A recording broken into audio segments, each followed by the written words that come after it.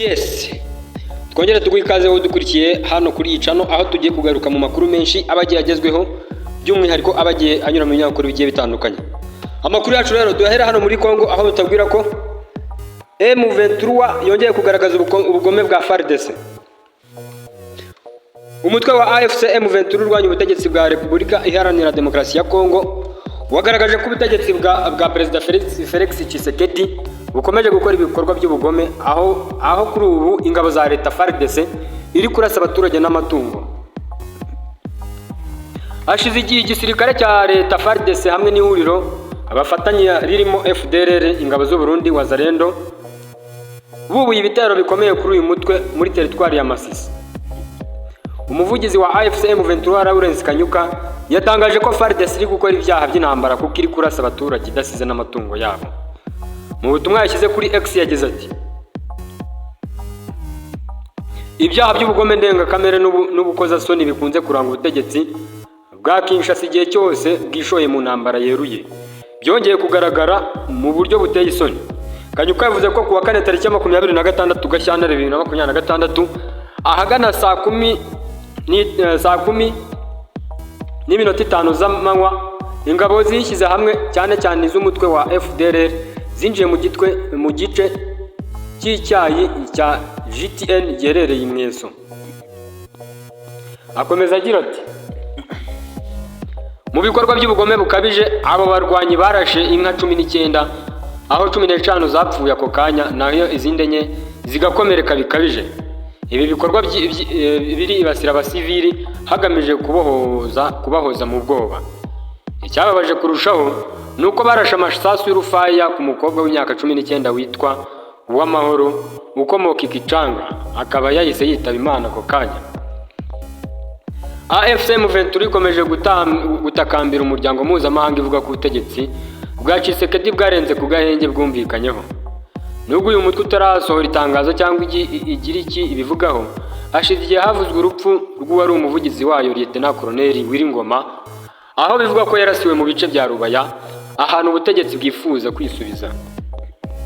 Akaba ari uku rero hano byifashe muri Repubulika Iharanira Demokarasi ya Kongo. Tukiri muri Kongo dukomereze hano muri Kongo n'ubundi aho RDC cyangwa se Kongo yemeye kwakira amadolari ya Amerika ibindi bihugu byatinye. Repubulika ya Demokarasi ya Kongo na Leta Zunze Ubumwe za Amerika byemeranyije ubufatanye mu by'ubuzima bwa miliyari 1,200,000 z'amadolari ya Amerika nk'uko guverinoma zombi zabitangaje mu kiganiro bahuriyemo kuwa kane. Iri tangazo rivuga ko ubufatanye buzamara imyaka 5 kuva 2026 kugeza mu mwaka wa 2031.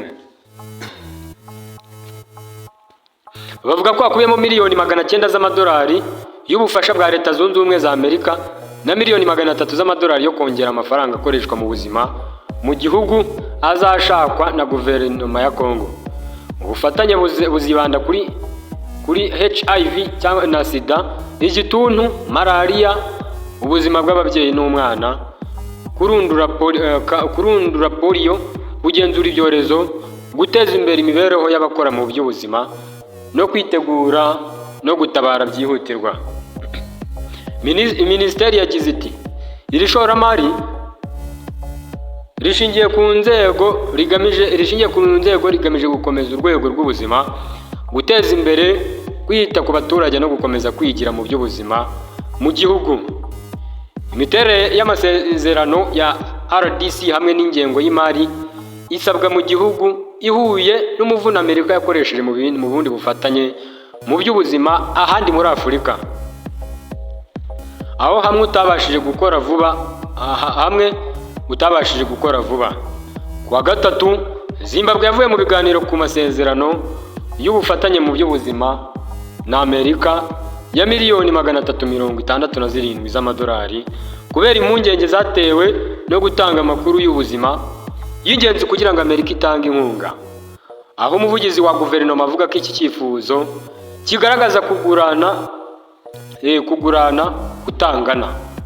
Mu mpera z'umwaka ushize urukiko rwo muri Kenya rwahagaritse amasezerano yo gutera inkunga urwego rw'ubuzima afite agaciro ka miliyari n'ibihumbi 600 z'amadolari guverinoma yari yarasinyanye na Leta Zunze Ubumwe za Amerika mu gihe hagitegerejwe ko haburanishwa urubanza rwatanzwe n'itsinda riregera cyangwa se rirengera abaguzi rivuga ko hari impungenge z'umutekano w'amakuru y'ubuzima bw'abaturage. Akaba ari uku rero byifashe hano muri Repubulika Iharanira Demokarasi ya Kongo. Yes, dukomereza hano aho batubwira ko Amerika yanze ko Venezuela yishyurira Maduro umwunganizi. Umunyamategeko wa Nicolas Maduro ku byaha ashinjwa na Leta Zunze Ubumwe za Amerika byo gucuruza ibiyobyabwenge, Barry Polak yatangaje ko ubutegetsi bwa Trump bwanze ko Venezuela imwishyurira ikiguzi cy'ubwunganizi. Barry Polak yabibwiye umucamanza w'urukiko rwa Manhattan mu butumwa yohereje yifashishije email. Yagaragaje ko Minisiteri y'Imari ya Amerika yahagaritse uburenganzira bwo kwishyura ikiguzi cy'ubwunganizi bwa Maduro mu gihe guverinoma ya Venezuela yasabaga kumwishyurira n'umugore we Cilia Flores. Maduro n'umugore we bafungiwe i New York nyuma y'uko batawe muri yombi n'icyo gihugu mu bitero byagabwe kuri Venezuela kuwa 3 Mutarama cyangwa se ku itariki 3 ukwezi kwa mbere umwaka w'2026. Abo bombi Amerika ibashinja ibyaha birimo ubucuruzi bw'ibiyobyabwenge n'ibikorwa by'iterabwoba. Uyu munyamategeko yavuze ko kuwa 9 cyangwa se ku itariki 9 Mutarama hatanzwe uburenganzira kuri guverinoma ya Venezuela bwo kwishyurira amafaranga y'abanyamategeko, ariko nyuma y'amasaha 3 gusa bugahita bwongera gukurwaho ntihanasobanurwe impamvu.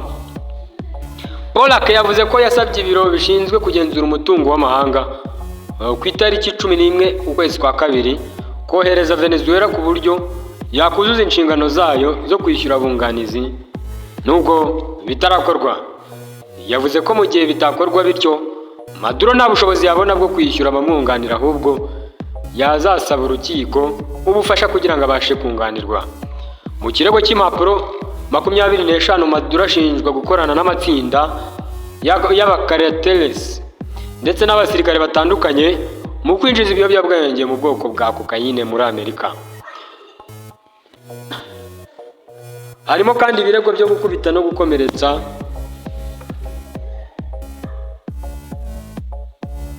ubwicanyi n'ibindi. Mu gihe byabahama Maduro n'umugore we bahanishijwe igihano cy'igifungo cya burundu ubwo yagezwaga imbere y'urukiko kuwa 5 Mutarama 2026.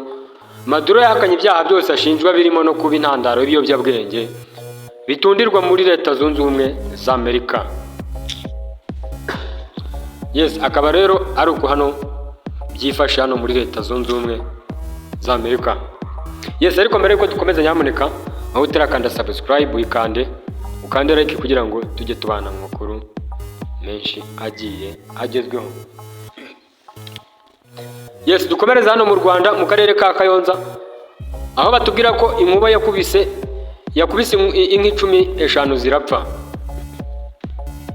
Inzego z'ubuyobozi mu karere ka Kayonza bwatangaje ko mu murenge wa Kabare inkuba yakubise inka 15 zirapfa, izindi zirakomereka. Ibi byabaye ku gicamunsi cyo kuwa 3 no kuwa 2 mu mvura nyinshi yaguye mu murenge wa Kabare. Izo nka zari zirimo kurisha mu midugudu ya Nyarusange na Kamuhabura, akagari ka Rubimba. Umunyamabanga nshingwabikorwa w'umurenge wa Kabare Jafari Bigirigomwa yavuze ko muri iyi minsi aka gace karimo guhura n'ibiza bikomoka ku kirere biterwa n'imvura nyinshi imeze nabi imaze igihe igwa. Yagize ati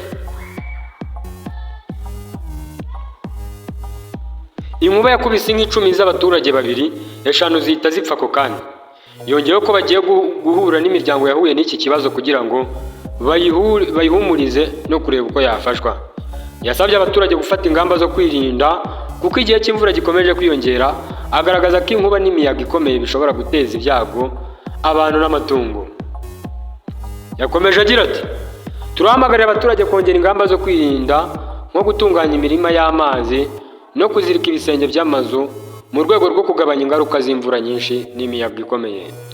Jafari yanaburiye abaturage kwirinda gukoresha ibikoresho by'ikoranabuhanga nka telefone, ibikoresho by'ikoranabuhanga nka telefone, radiyo, televiziyo mu gihe harimo kugwa imvura ivanzemo inkuba, kuko byongera ibyago byo gukubitwa n'inkuba.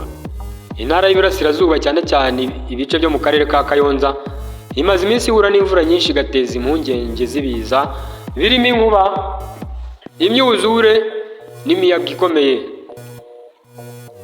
Inzego zibishinzwe zikomeje gushishikariza abaturage kuba maso no gukurikiza amabwiriza y'umutekano atangwa n'inzego zibifite mu nshingano mu rwego rwo kugabanya ingaruka z'imihindagurikire y'ikirere. Yes, akaba rero ari uko byifashe hano muri aka karere ka Kayonza. Ariko mu by'ukuri aka karere kamaze igihe gahura n'ibibazo, aho mu minsi ishize hari icyorezo cy'inzara, none ubu ngubu byahindutse harimo icyorezo cy'imyuzure n'inkuba. Urumva ko ibintu bitoroshye n'aka na gato. Yes, tukaba rero dusoreje, ariko utarakanda subscribe ukande like kugira ngo tujye tubana mu makuru menshi agiye agezweho. Mwari kumwe nanjye David hano kuri iyi channel. Mukomeze mugirire byiza, Imana ikomeze ibe mu ruhande rwanyu mwese. Turabakunda neza cyane.